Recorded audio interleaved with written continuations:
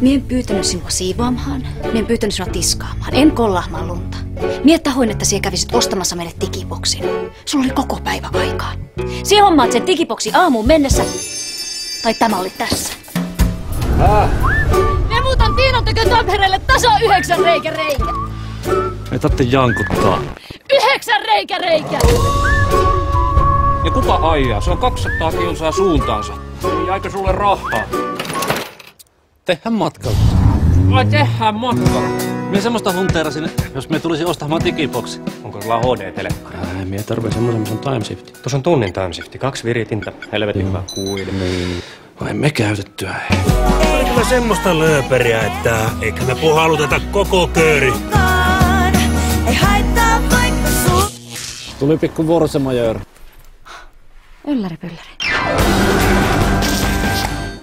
Vaimo, älä ole.